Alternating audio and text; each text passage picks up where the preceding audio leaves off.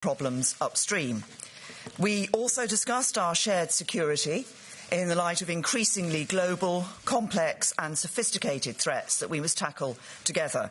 And I made clear that we must take further restrictive measures to deter cyber attacks. And I'm pleased that the Council has agreed to take this work forward.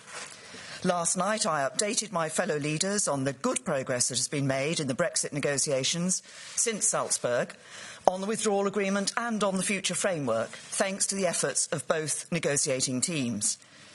On the withdrawal agreement, there are a few but considerable outstanding issues in relation to the Northern Irish backstop. I'm committed to working with the Commission and EU leaders to resolve these as quickly as possible. There's a lot of hard work ahead. There will be more difficult moments as we enter the final stages of the talks, but I'm convinced that we will secure a good deal that is in the interests of the UK and of the European Union. Now, I'll take a few questions. Laura.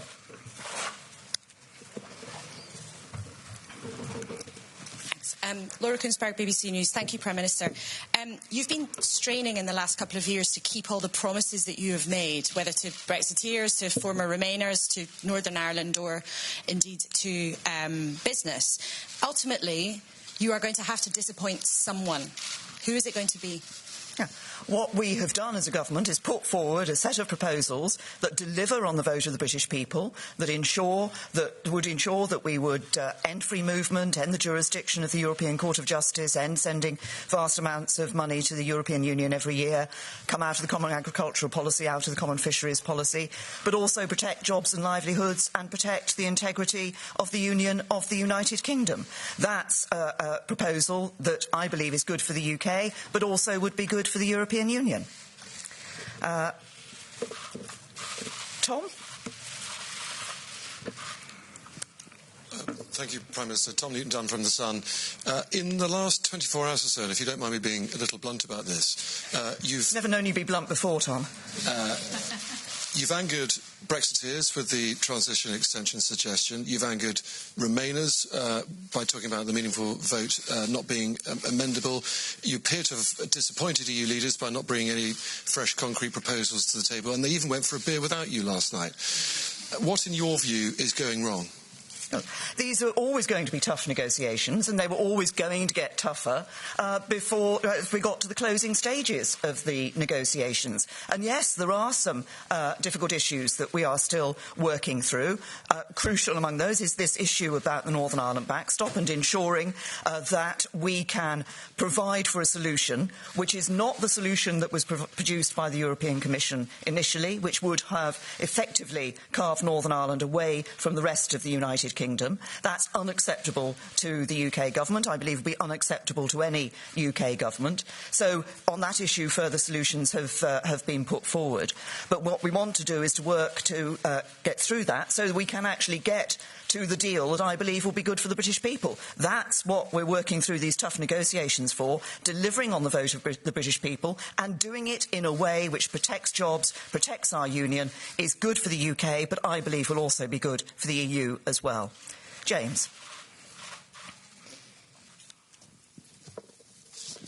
Prime Minister, with every compromise you make at these talks, the transition extension just being the latest example, doesn't it become less and less likely that this deal, that your party will ever be able to get behind this deal? Well, first of all, let me address this issue that you've raised about the potential extension, as you recall, to the transition or the implementation period. This is an idea that has been around before. I've been asked about it in the potential for an extension in the House of Commons previously. I've always been very clear that we negotiated an implementation period with the EU, and we negotiated that implementation period would end at the end of December 2020. What has now emerged is the idea that an option to extend the implementation period could be a further solution to this issue of the backstop in Northern Ireland. What we are not doing, we are not standing here proposing an extension to the implementation period. What we are doing is working to ensure we have a solution to the backstop issue in Northern Ireland that enables us to, which is currently a blockage to completing the deal, that enables us to get on with completing a deal that delivers on the vote of the British people and is good for the future of the UK. Heather, I think. Is Heather? Yes, sorry. I knew I'd seen one side. Hello. EU leaders don't have a meeting in the diary for November, the European Council for November. The next one scheduled is December. If that turns out to be the meeting at which a deal is done or is signed, is there still time to get it ratified in Parliament, or alternatively, if there isn't a deal at that point, to get Whitehall ready for a no deal in March? Well, we are all working. We're intensifying the work on these issues that remain, and we're very clear. I mean, what I've had from leaders around the table over the last hours that I have been since I arrived here in Brussels yesterday is a very real sense that people want that deal to be done. And I think if you look at some of the comments that have been made, Chancellor Merkel said, "Where there's a will, there's normally a way." Jean-Claude Juncker said, "Let's focus on the large areas of agreement," and it will be done. So there's a real sense. So what we're doing is working to ensure that we can do this deal within that reasonable timetable. I'm very aware of the legislative requirements we have in the House of Commons and the period of time that will take. Jason. Thank you. Jason Gross from the Daily Mail. Prime Minister, the Irish Europe Minister has said that you now accept, you've told her that you accept that the final backstop can't be time limited. Is that right? And closer to home, Anjem Choudhury is due to be released imminently. The security services say he's still a threat to the public. Are you happy to see him on the streets again? Well, first of all, on the first point, if I sort of take a step back and explain what the backstop is, what it is intended to be there for. It's if there is a gap between the end of the implementation period, which, as I said, has been set at December 2020, and the introduction of the future relationship, if there is a period of months, and I think we would only be talking about a matter of months when there is that gap, it's ensuring that there is no return to a hard border between Northern Ireland and Ireland during that time, because we believe that the future relationship will resolve the issue of the border between Northern Ireland and Ireland, and it's that future relationship we want to see in place. And indeed, nobody actually wants the backstop to have to be used. What we want is to ensure that the future relationship dealing with the issue of the Northern Irish border comes into place at the end of the implementation period, which, as I've said, we had negotiated that period through to the end of December 2020. On the question of Anjem Choudhury, obviously, he's an extremist preacher. He pledged his allegiance to Daesh. He was convicted of inviting support for them. But if and when any terrorist offender is released, well-rehearsed plans are put in place to keep the public safe.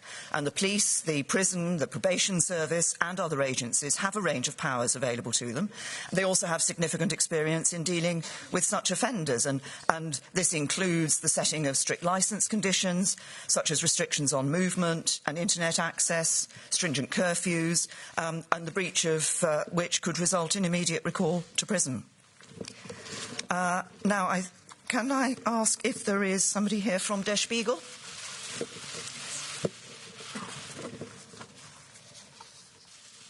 Thanks, Prime Minister.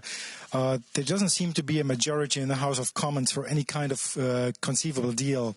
So what do you tell your EU partners to take away their fears of the deal being rejected in Parliament? And the second one, if I may, looking back at the negotiations so far, would you say that you have underestimated the EU's unity? And if the answer is yes, how will you change your approach in the final stage of the talks? Thank you.